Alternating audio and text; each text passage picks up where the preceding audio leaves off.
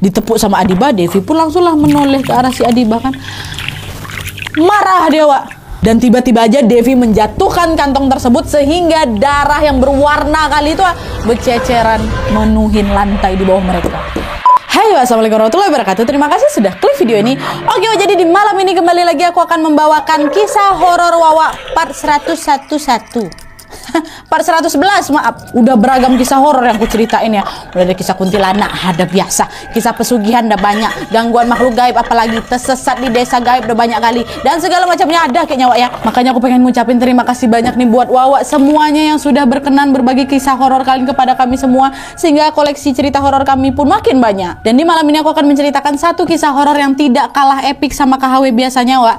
Yaitu tentang ambisi membangkitkan lagi seseorang yang sudah meninggal dunia. Jadi gegara ada orang yang tidak bisa menerima kenyataan, dia jadi mengupayakan segala cara untuk membuat orang yang dia sayangi ini hidup kembali.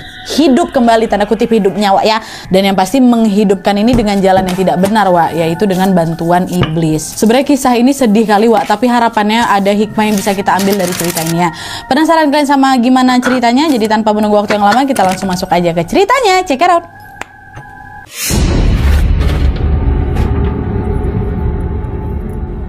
Oke, jadi kisah yang akan aku bawakan malam ini dikirim sama Wawa aku yang sebut aja namanya Hafizah atau Fizah dari Aceh, Wak ya. Halo Fizah. Pengalaman mistis yang dialami sama Fizah ini, Wak, berkaitan dengan pengalamannya pada saat dia ini masih menjadi santri di salah satu pondok pesantren yang ada di Pulau Jawa. Nah, kisah ini bermula sejak 13 tahun yang lalu, yaitu tahun 2010, di mana ayahnya Fizah mendaftarkan dia untuk mengenyam pendidikan di pesantren. Dan setelah mencari berbagai rekomendasi, akhirnya pilihan ayah Fizah ini jatuhlah ke sebuah pesantren yang ada di Jawa ini ya. Fizah pun menyetujui permintaan ayahnya dan tidak lama kemudian merantaulah Wak Fizah dari Aceh ke kota tersebut. Sesampainya di sana, Wak, sebetulnya Fizah ini agak sedikit terkejut. Karena apa? Karena rupanya pesantren tersebut baru saja berdiri, Wak, dimana jumlah muridnya juga tidak terlalu banyak, masih dikit kali. Ditambah lagi lokasi pesantren itu masih jauh kali dari pemukiman warga dan juga terletak di ujung desa. Gak ada tuh tetangga kanan kiri atau bangunan lain di sekitar pesantren itu.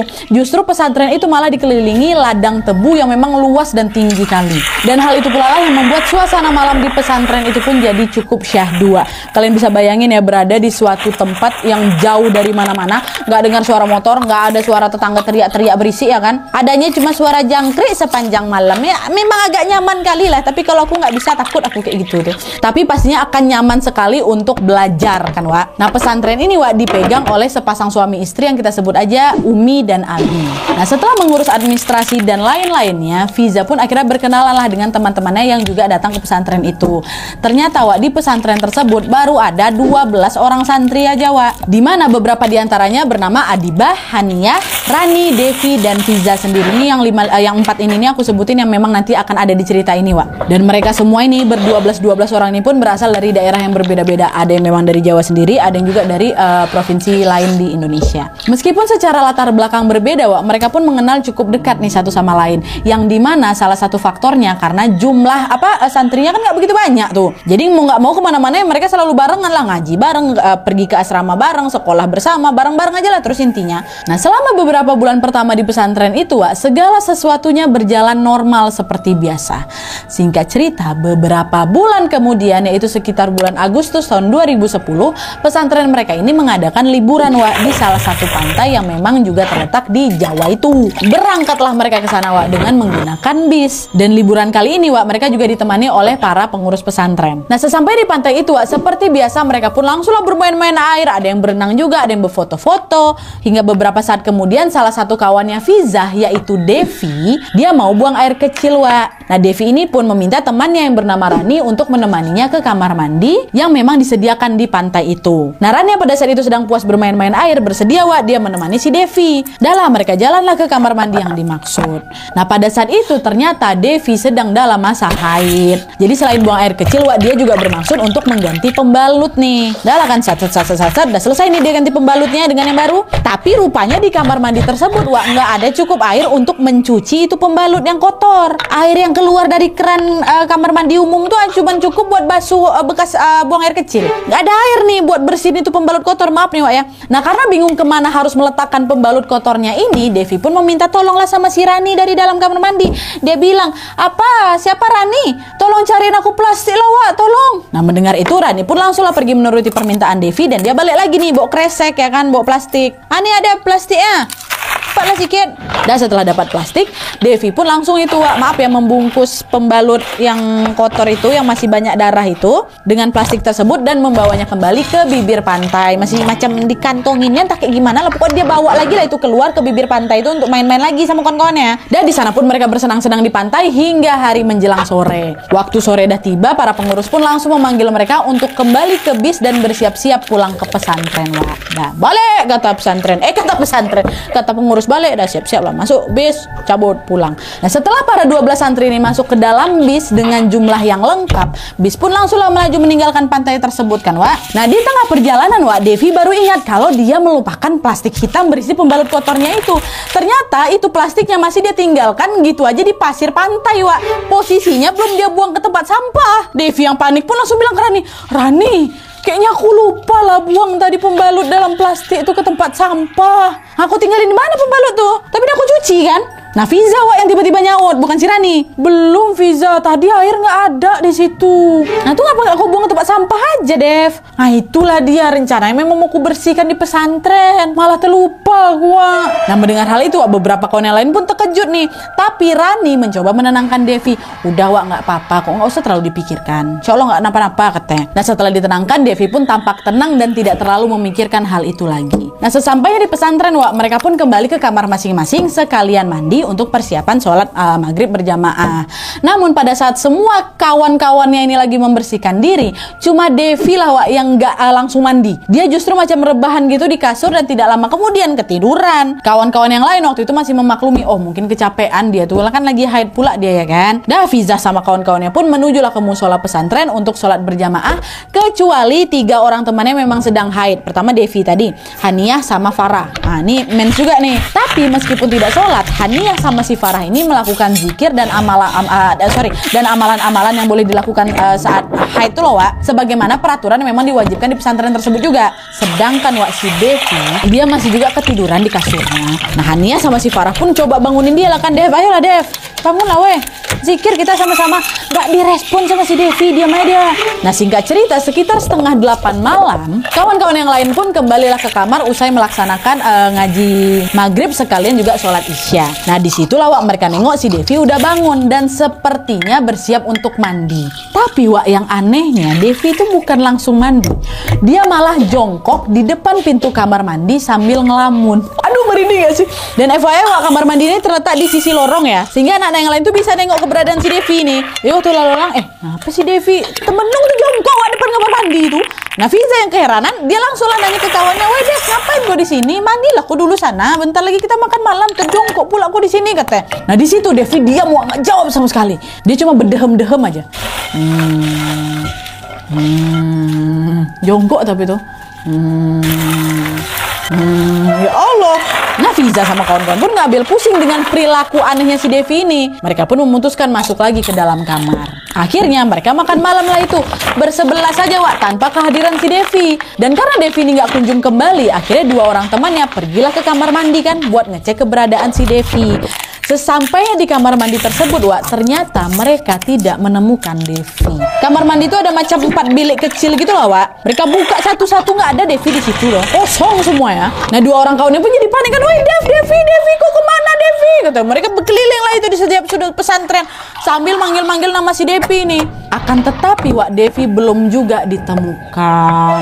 Nah karena khawatir sesuatu terjadi sama si Devi, 2 orang kawan ini pun langsunglah balik lagi ke kamar dan melaporkan kepada kawan-kawannya, Wak, Devi nggak ada di kamar mandi, kami udah cari kemana-mana nggak ada dia katanya. Kok bisa Wak? Udah kau cari? Udah nggak ada. Oh iyalah kita lapor aja ke Umi Abi yuk, kata salah satu di antara mereka nih. Nah Umi Abi kan pengurus pesantren kan, tinggal juga di pesantren itu Wak. Dan setelah mendapatkan laporan dari Fiza beserta teman-temannya, Umi Abi sekaligus Uti, ibunya Abi yang memang udah sepuh Wak, turut itu membantu pencarian si Devi. Yuk cari Devi, diteriak-teriakin mereka semua berpencar Wak ke seluruh penjuru pesantren. Dan alhamdulillahnya Fiza dan teman-temannya akhirnya menemukan Devi. Dan kalian tahu, ternyata Devi berada di area jemuran baju yang terletak di belakang pesantren dekat ladang tebu tuh.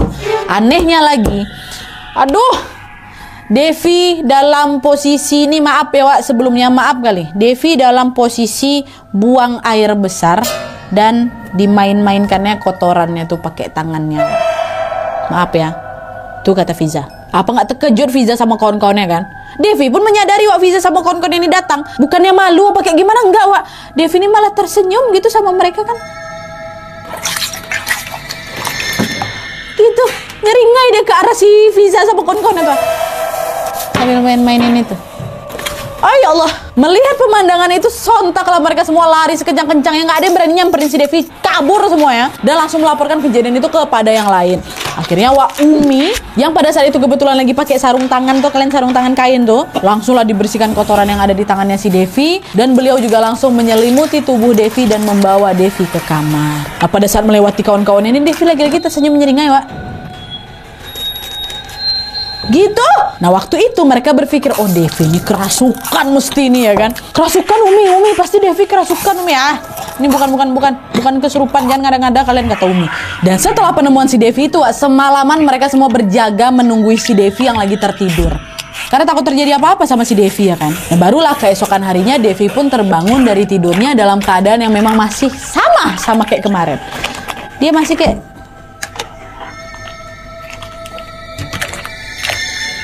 senyum-senyum sendiri gitu Wak. Dan parahnya lagi nih Wak ya, Devi menolak mengenakan baju, nggak mau dia mau tanpa busana. Dia juga nggak mau makan, nggak mau sholat dan melakukan aktivitas seperti biasanya, nggak mau. Dia hanya terdiam di atas kasur sambil telah